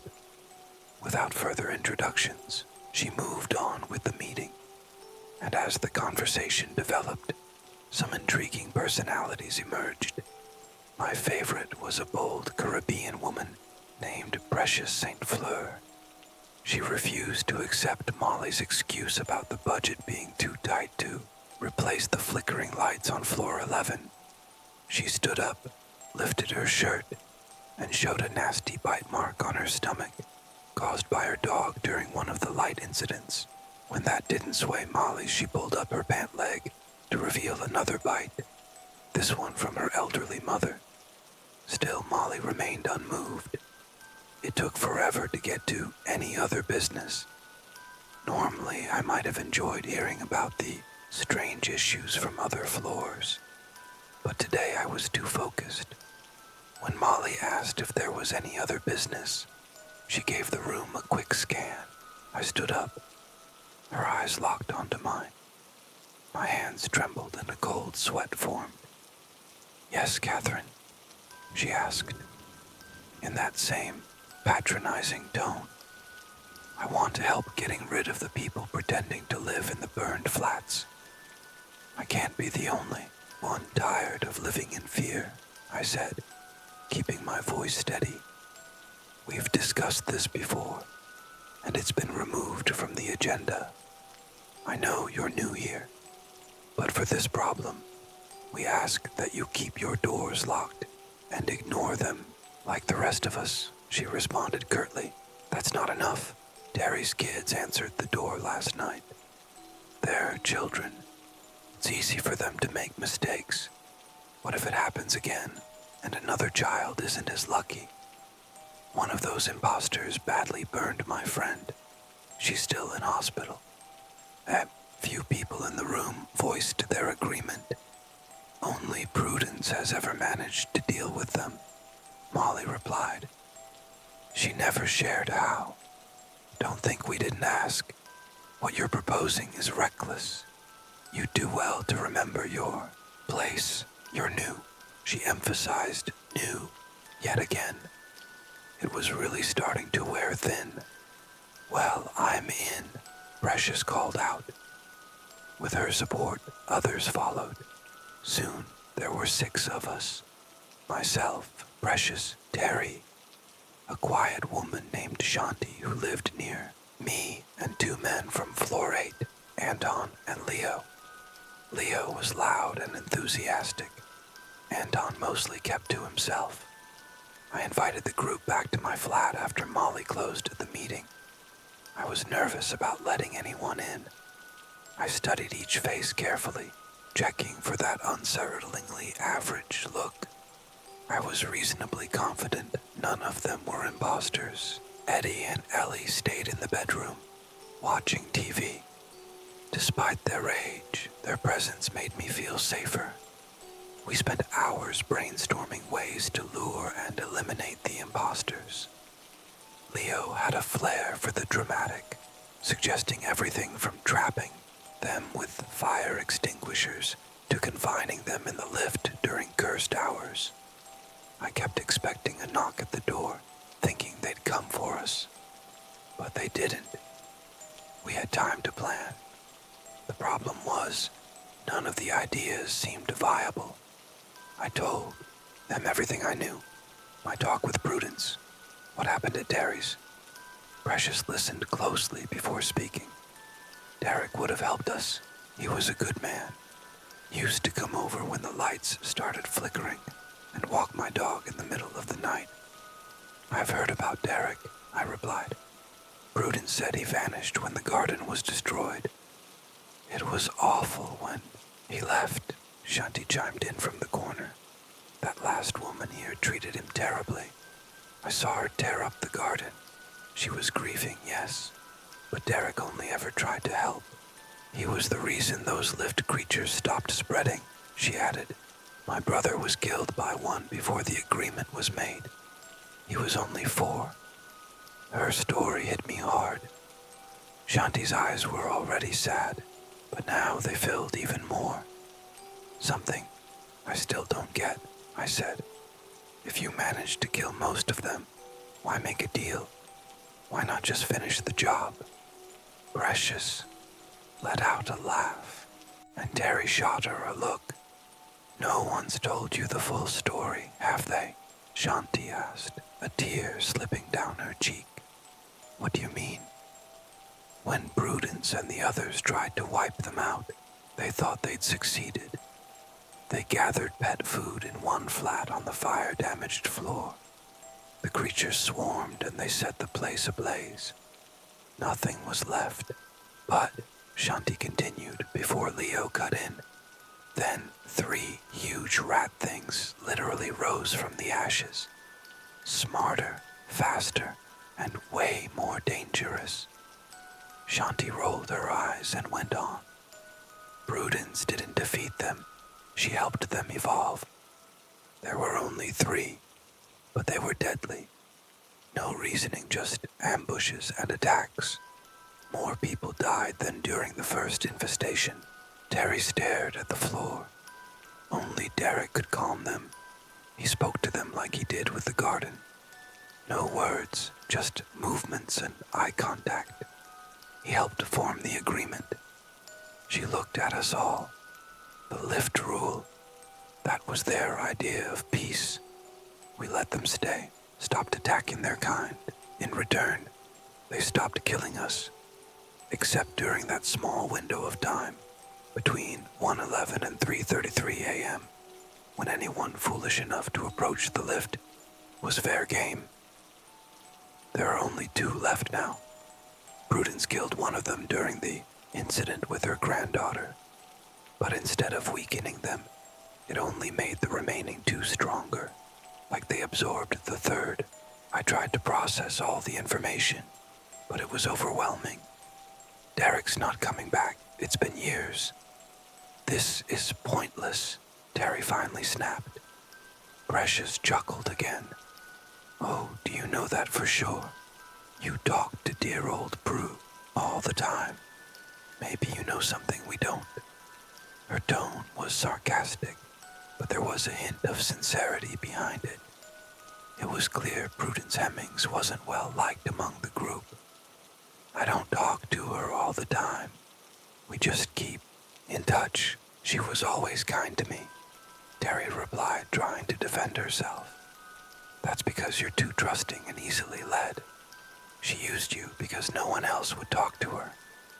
Precious seemed ready to go on a full rant. I was relieved. Eddie and Ellie were still in the other room, unaware of the argument. I stepped in before things got more heated. We weren't making progress, and I was running out of patience. I told everyone they needed to leave so I could rest. It was partly true, although I knew I wouldn't be sleeping.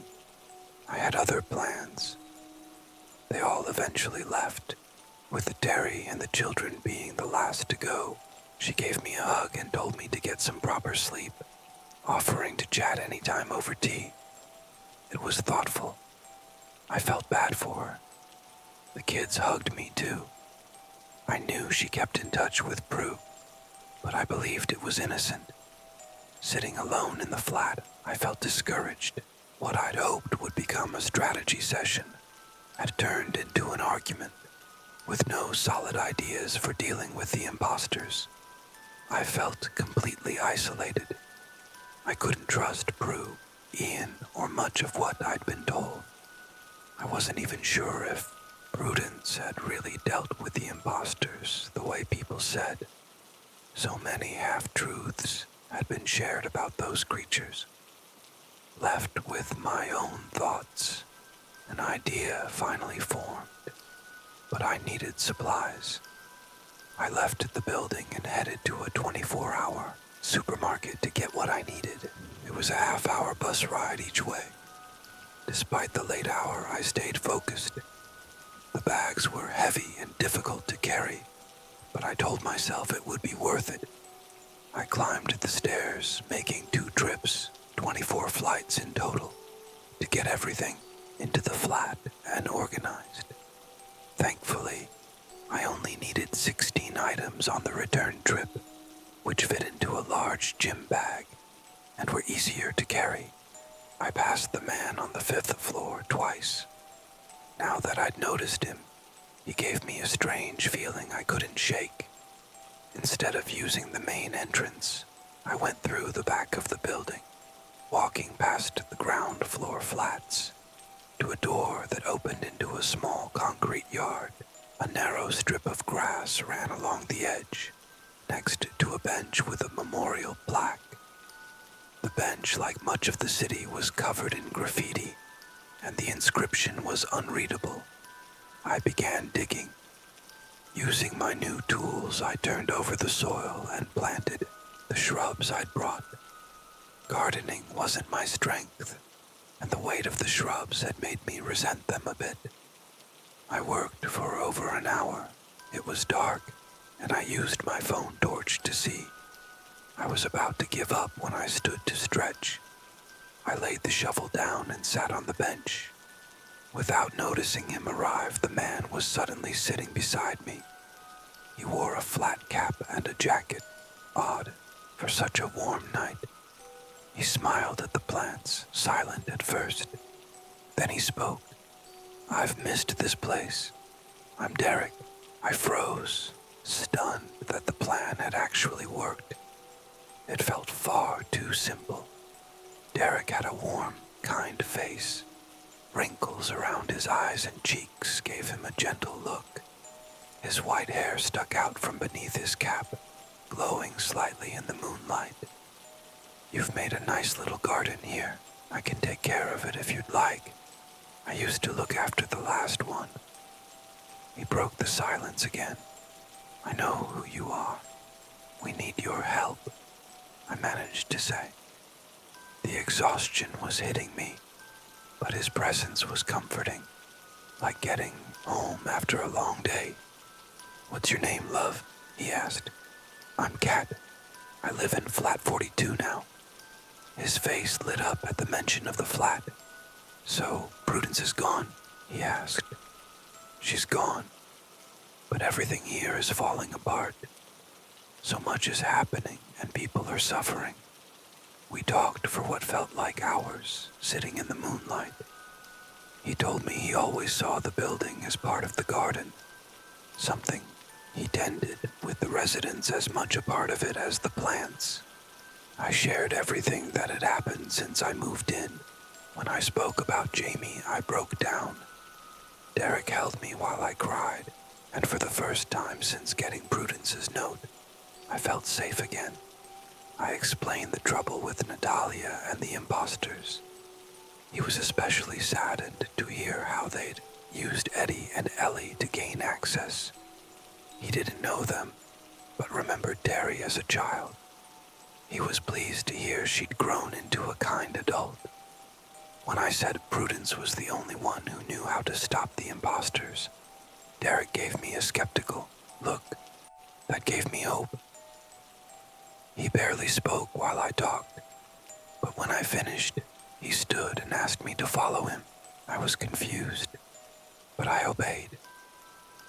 He led me to the building's lift. I glanced at my watch just past midnight, and fear gripped me at the idea of the creatures being nearby. "You're safe," It's 12:32 a.m. No need to check the time, he said, pressing the lift button. Still, my anxiety didn't ease. The lift clanked to a stop at the ground floor. My whole body was shaking as the doors opened. Even during the safe hours, all I saw in that lift was Jamie's lifeless body. "Step inside," Derek said. "I can't. Please don't make me," I begged. "I promise nothing will happen to you, but you need to see something." His voice was sincere, and for some reason, I believed him completely. I stepped in. Derek followed and gently placed a hand on my shoulder while I tried to steady my breathing. He turned me toward the control panel. "What's wrong with this panel? Do you see it?" he asked. I studied it carefully, counting the buttons. Everything looked normal. Every expected number was there. I shook my head, confused and frustrated. "Can you take us to floor 9, please?" he asked. I turned back to the panel, but floor 9 wasn't there. I could have sworn I had just seen it. Nothing on the panel looked different, but it was gone. It made no sense.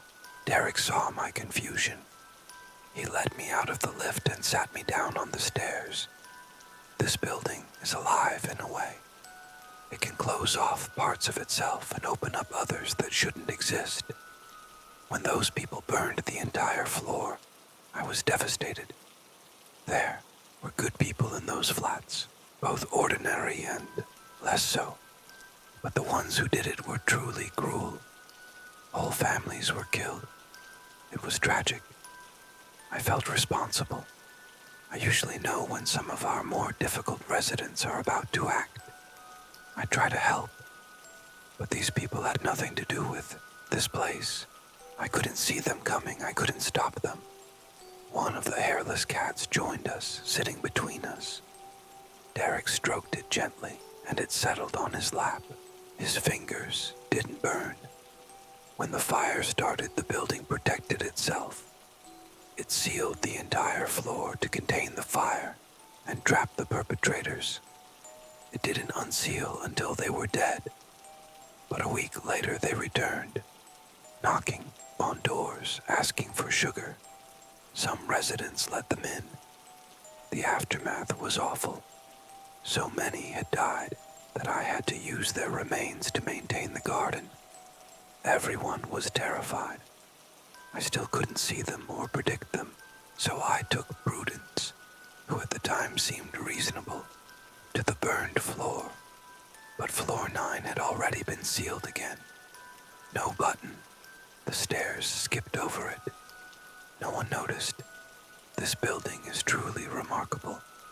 I listened intently as Derek continued his story, struggling to keep up with the overwhelming information. My mind was racing, trying to process everything he was telling me. Meanwhile, I absent-mindedly stroked the cat, feeling its warmth even as the burn on my fingers intensified. But I didn't pull away. Its company somehow made me feel calmer. Derek went on. Later that night, I went back on my own. I took that stairs this time, determined to reach floor 9. It had been off limits since the fire, but that night, the stairs finally allowed me access. I brought Prudence up to the floor an hour later. I learned later that the stairs had blocked her when she tried alone. But for me, they let us through. We explored the floor, walking through the remnants of belongings lost in the fire. It didn't take long before we encountered one of the arsonists, wandering the halls. It seemed they stayed there when they weren't terrorizing the residents. He seemed disoriented at the sight of us, and almost instinctively, he muttered his usual line about needing sugar. I almost felt sorry for him. He claimed to come from flat 66, but more were coming behind him. Prudence was terrified. She started sweating heavily and backing away from him, but it wasn't enough to stop the burning. He was hurting her slowly. but I didn't feel anything. I've never really understood why, but strange things like that don't seem to affect me. Sometimes I even just know what to do in situations like this one. In their world, in their domain, I knew what to do. I grabbed the man and dragged him to flat 66, just 4 doors down. I threw him inside and waited. The others were getting closer. He tried to leave the flat, but the door was gone, reduced to ash in the fire. He couldn't escape, no matter how hard he tried or how much he screamed. He couldn't get out. Prudence, seeing what had worked for me, grabbed hold of one of the arsonists who had hurt Molly. She, too, repeated my actions. It worked for her as well, though she winced with every move, her body burning from the heat. She wanted to go after the others, but I could see the blisters forming on her body, so I dragged her out of the hallway and back into the stairwell. We ran. She begged me to take her back. She kept saying the stairs wouldn't allow her, and it was too dangerous.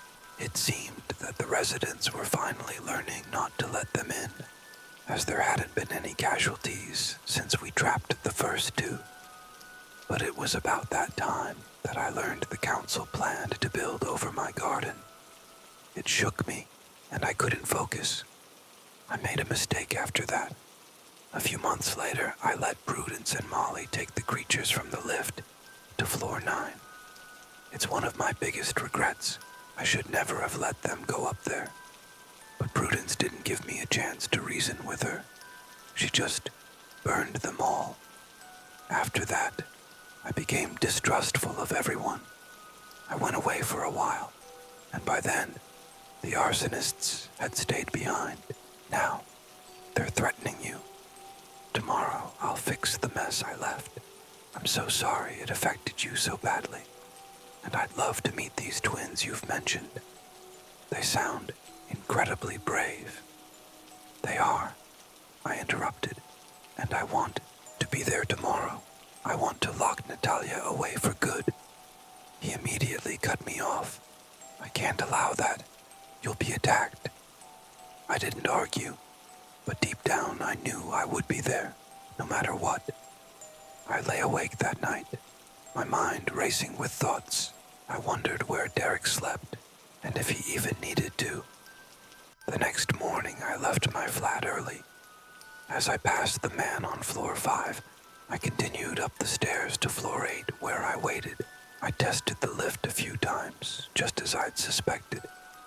Any attempt to go higher than floor 8 took me straight to floor 10, or sometimes 11, if I hit the wrong skip. I sat and waited, knowing Derek hadn't told me what time he would arrive, but I was determined to stay there, as long as it took. By 11 a.m., Derek appeared, looking a little surprised to see me there after I'd already been waiting for 3 hours.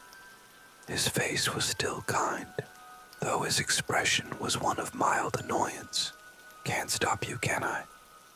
He sighed, his tone resigned. Not for anything, I replied.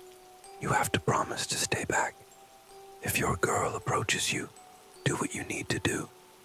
But stay back, he pleaded. I nodded and we began to ascend the stairs together. For the first time, I saw the large plastic sign for floor 9, the floor that didn't exist. As we entered, it felt like stepping into another world. Everything was burned to a crisp. The air smelled of nothing but charcoal. Only remnants of once cherished belongings remained, scattered across the floor. The sight was devastating, like visiting a mass grave. The lives lost here felt almost too much to bear, but there was no time to dwell. Natalia came rushing down the hallway. How the hell did you get here? She yelled, her eyes wild with rage. Already, I could feel the heat creeping up. Derek grabbed my arm and pulled me close, keeping me protected. Where do you live? Derek asked her calmly. I wanted to shout her flat number, but my brain was scrambling, the heat overwhelming my senses. My skin was burning and everything felt like it was spinning. What had Georgia said? What flat did Natalia claim to come from? I'm not that stupid, she said, gesturing toward the flat 66. I saw what happened there. I racked my brain, the pain in my face growing more intense. I could feel myself melting, and then, just as my hair began to burn, I remembered. Sir, I yelled as loudly as I could. Derek wasted no time. He grabbed her and ran toward a flat 71. She struggled, clawing at him, but he held on, unfazed by her attacks. When we reached the flat, he signaled for me to take over. You do it, then get off this floor, he said. I pushed hard, feeling my skin sizzle and blister with every movement. It was agonizing, but I didn't stop. Watching Natalia struggle against a door that didn't exist was oddly satisfying. I lingered for a moment, savoring the moment before Derek shot me a look. It was time to go. We ran back to the stairwell. As I waited for Derek, I couldn't help but wonder what was happening inside. I heard faint, angry shouts from the corridor, but pushed them out of my mind. When Derek finally returned, he didn't need to say anything. His expression told me all I needed to know. The problem was fixed. We walked in silence back down the stairs toward my flat. I looked up at floor 9, knowing it would be sealed off for good. By the time we reached floor 7, I invited Derek in for tea. He declined, saying he had some old friends to visit. Despite the pain from my burns, I couldn't help but smile. Something I had done had helped these residents. As Derek walked away, I watched him fade, becoming more and more transparent with every step. By the time I reached him, he was gone. I walked down the corridor, my heart sinking. At the window, I looked out into the small garden instead of Derek. I saw Prudence hacking away at my planted patch with garden shears, a maniacal look on her face. Frozen, I could only watch in disbelief. The burn on my face no longer hurt, my body numb. The joy of knowing I had a friend in Derek vanished in an instant. Why was she doing this? What had I done to deserve this? I couldn't stop the questions from flooding my mind, but one stood out above the rest. How did Prudence know I thought about Terry's phone calls? Could the sweet lady I had once trusted really have been involved in this? I wondered if Ian, the postman, had seen Derek passing by. My gut told me something wasn't right. I stood frozen, reflecting on everything, until I saw Prudence collapse onto the memorial bench, crying, her head in her hands. She was surrounded by the remnants of my failed garden, the shears discarded on the ground. The stairs were unusually kind as I descended, only 4 flights down. I rushed down the corridor and out the back entrance, unsure of what I was going to say. Prudence, I finally managed to shout. Not my finest moment, I thought. She shot up, standing faster than I expected for someone her age.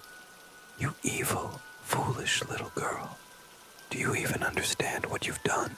She yelled, her face twisted with emotion, every wrinkle seeming to pulse with anger. Me, I responded, growing more frustrated. You left that horrible note, hiding everything I needed to know, and now my boyfriend's dead. And look at what you're doing to your own. Before I could finish, she interrupted, her voice breaking. Don't you dare talk about her. She crumpled again, falling to her knees, twigs and leaves sticking to her dress. I didn't know how to respond. I sat on the ground, hesitant.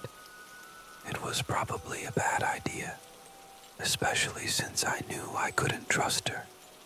But seeing her cry like that made me feel awful.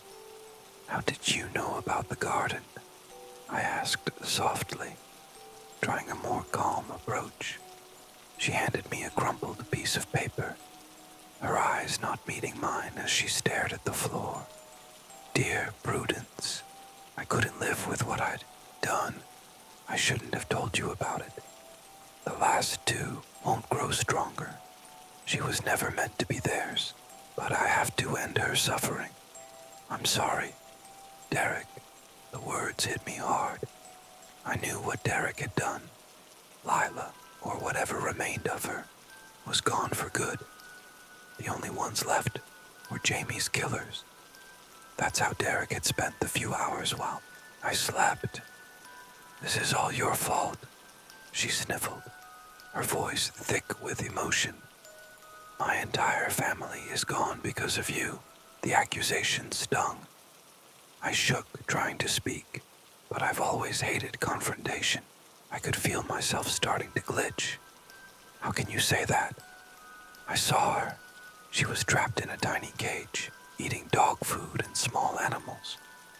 Your family died in that lift, just like Jamie." I struggled to get the words out, but I wasn't going to let Prudence blame me for her choices. Lila was better off gone than the way she was, no matter how hard that was to accept. "What happened to your face?" Prudence growled, her eyes narrowing. "Did Derek take you to floor 9? He did this to her in the first place, not me. And now he's disfigured you." I could feel the throbbing pain from my face as she mentioned it. "I should have gotten medical attention earlier. This isn't his fault. You messed him up. You did that to her because of your actions." I tried to defend Derek, but something inside me still felt uneasy. I couldn't deny it. Lila was an innocent child who shouldn't have been punished for Prudence's mistakes. This entire situation was a mess. "I was grieving," Prudence continued, her voice breaking again. "Then I had her back for years, and then I lost Bernie, and now my home. Now I have to grieve for her all over again."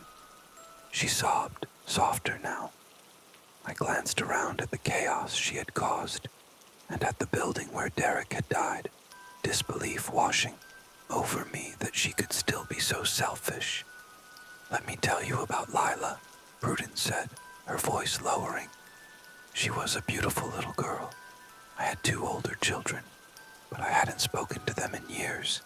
Even before all this happened with Lila, she was my second chance," she went on, explaining how Lila was the only grandchild she had ever gotten close to. She told me about her strained relationship with her children, and how she had fought for Lila to stay with her. It was a miracle when he agreed.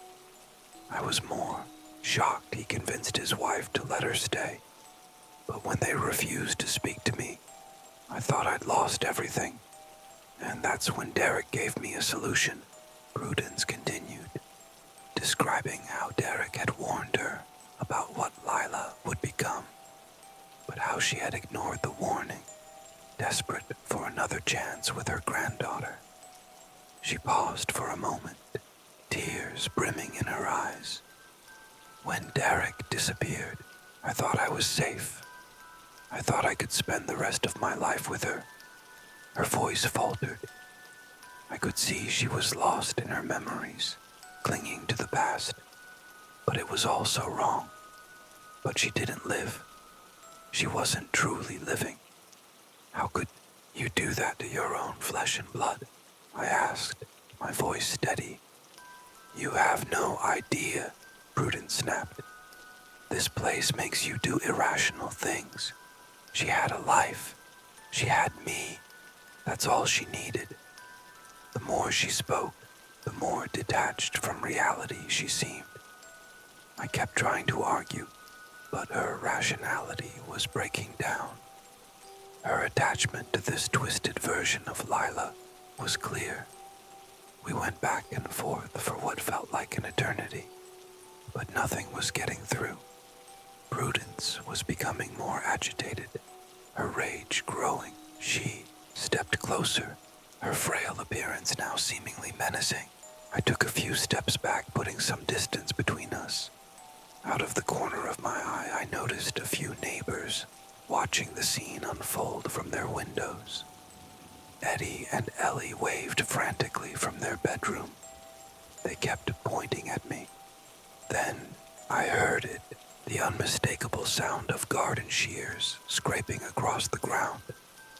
I turned just in time to see Prudence charging at me, the shears raised in her hands. "You ignorant little bitch," she screamed.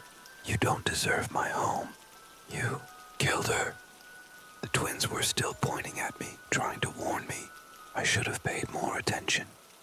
Adrenaline kicked in, and I ran, faster than I ever had before. I burst back into the building, hearing the sound of locks being bolted as I passed. I didn't blame the neighbors for locking their doors. Wouldn't want to face Prudence in her current state either. I sprinted up the stairs, her footsteps echoing behind me. By the time I reached the second floor, a few neighbors had come out, armed with anything they could find. I ran up another flight of stairs, still pursued by Prudence. I finally reached the third floor and pounded on Terry's door. When I turned around, Prudence was nowhere to be seen. The silence was eerie. Eddie and Ellie pulled me inside, and Terry quickly bolted the door behind me. I explained everything that had happened. She couldn't believe what Prudence had done, and it turned out no one knew about Lila. I was on edge, my heart still racing, but Prudence had disappeared. Terry helped clean my burn and offered to take me to the hospital, but I couldn't bring myself to go. I was too shaken, and I hadn't reported Jamie missing yet. His family hadn't contacted me, and my lies were starting to wear thin. It's been a week since I moved in, and it wouldn't be long before people started to realize something was seriously off. My conversations with family had been brief, with me insisting they wait to visit until we were fully unpacked and settled. Top of dealing with a murderous elderly woman and countless other bizarre occurrences, real-world problems were slowly catching up with me. I spent hours with Terry, drinking tea and chatting. As the evening wore on, Eddie and Ellie entered the living room, having played in their room for a while. Their eyes, once big and soft, now had the same voids, and their claws appeared sharper. But to me, they were still adorable. Their transformation reminded me it was late, and I needed to return to my flat. I had to figure out my next move, to take charge of the situation. I couldn't just keep planting gardens. I needed to handle things on my own. I wandered up the stairs. The climb wasn't too terrible, though it took a while. I passed a man on the 5th floor, nodding politely as I continued up. I wondered if he had received the letter of concern yet. He was a bit unsettling. When I reached my floor, Mr. Prentice was making his usual animal-like noises again. I smiled, though it hurt my face. After everything, I had begun to find the building's strange quirks oddly comforting. I reached my flat, turned the key, and bolted the door, just like Terry had taught me. As soon as I entered, I knew something was wrong. The flat, which had been in a disorganized mess when I left, was now even more chaotic. It wasn't the kind of chaos I had left behind. Then she appeared, Prudence Hemmings. She was holding a large carving knife in her left hand. She had clearly come prepared for an attack. Smiling at me, she raised her right hand, jingling a set of keys. I turned to unbolt the door, but before I could, she grabbed me from behind, pressing the knife to my throat. "I'll kill you for what you've done," she whispered. Without thinking, I leaned forward slightly and swung my head back as hard as I could. To my surprise, it worked. I must have broken her nose. She dropped the knife and clutched her face, blood pouring between her fingers. I went to grab the knife, but she was already closer, doing the same. I had no choice but to run. I grabbed the door handle and turned it, pulling it open to escape. But as I got most of the way out, I felt the knife pierce the side of my torso. The pain was intense, but I didn't stop. As I stepped out into the hallway, I could still hear Mr. Prentice's noises echoing down the corridor. That gave me an idea. I ran toward his door, with Prudence stabbing at me frantically behind me. Blood was pouring from my wounds, and I felt myself weakening, starting to lose consciousness. I reached Mr. Prentice's door, knocked, and shouted, "Mr. Prentice, can you help me?" It was a long shot, but I had to try. Prudence had stopped attacking for a moment, seemingly enjoying watching me bleed out. I was on the verge of blacking out when I heard the distinct sound of chain locks and bolts being undone from inside flat 48. Through blurry vision, I saw a large creature, some mix between a bull and a wolf, charge out of the flat and trample Prudence. I heard her bones crunch before everything went dark. I woke up in the hospital a day later. My parents were there, along with the police. Apparently, I had been found just outside the building with my handbag missing by a neighbor who had been watching from their window as the incident unfolded. The police told me that the neighbor had seen two men approach me and Jamie, splash something in my face, and attack us. When Jamie tried to fight back, they bundled him into a car, which the police had been searching for but couldn't find. Jamie was officially listed as missing. I was confused but grateful that Jamie's disappearance wouldn't be blamed on me. I went along with the story, saying that he had just ghosted work to enjoy our first week living together. I'd been stabbed 4 times, but fortunately they were all in relatively safe places, if there's such a thing when it comes to being stabbed. I'd lost a lot of blood, but the doctor said I would be fine.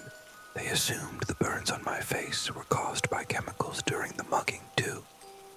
The police promised to keep me updated, but they still hadn't found the car. They likely never would. I hoped their version of events might bring some closure for Jamie. My parents weren't happy about me returning to the flat after everything that had happened. They said the area was too dangerous, and I was living proof that it wasn't safe. They offered to collect my things, but I insisted on going back myself. I wanted to see how I felt and didn't want them to force me into anything. 2 days after waking up in the hospital, I was released. When I arrived back at the flats, it felt different, strange, but somehow like home. Despite everything that had happened, there was something about this place that drew me in. I took the lift for the first time since Jamie's death. I had to. I wasn't strong enough for too many stairs yet, and I couldn't risk them being unkind to me. I smiled at the lack of a button for floor 9 and winced at the thought of the creatures lurking there. As I reached my floor, I saw Mr. Prentice walking down the hallway with his newspaper and milk in a bag. He turned to me and smiled. "I wasn't sure you'd come back," he said casually. "It's nice to see you up and walking." He spoke as if I hadn't just seen him trample a woman to death only days before. The whole thing was so disorienting that I began to wonder if I had really been mugged or if everything had been a dream. But then he said something that confirmed it all was real. "I never liked that woman, but you've got a real friend in the lady downstairs." He winked at me before turning the key in his door. I entered my flat and sat down on the second-handy sofa. I felt empty but relieved. With Prue and the fake neighbors gone, the only remaining threat was the creatures in the lift, which only posed a danger between 111 and 333. Maybe now I could begin to live a semi-peaceful life here. Terry knocked on my door, holding my handbag, the one I had left at her place before Prue attacked me. Mr. Prentice was right. Terry had been a true friend. I thanked her for everything, especially for what she'd told the police. She explained that it was pure luck she'd found me when she came to return the bag, only to find me and Prudence sprawled on the floor. Asked her what had happened to Prudence's body, and Terry pointed toward the flat 48. He was eating it, she said. It's been a few days now, and I've decided to stay. I can't imagine returning to normal life after everything that's happened. I've grown quite attached to some of the building's quirks. I tried replanting the garden with the twins' help, though I tore a few stitches in the process. Derek never showed up, and I think he's gone for good. I'm ready to embrace life here. The last few days have been difficult, but there's some breathing room now, and with it, the time to grieve. I've been grieving Jamie deeply, and that brings me to the last thing I have to tell you. Last night I lay in bed, haunted by thoughts of Prue and everything that happened. But the thought that wouldn't leave my mind was how happy Lila's return had made Prue. It consumed my thoughts. I know you all warned me against it, but I couldn't resist. I repeated the ritual. I haven't caught him yet, but I've heard the scratching. Jamie's back,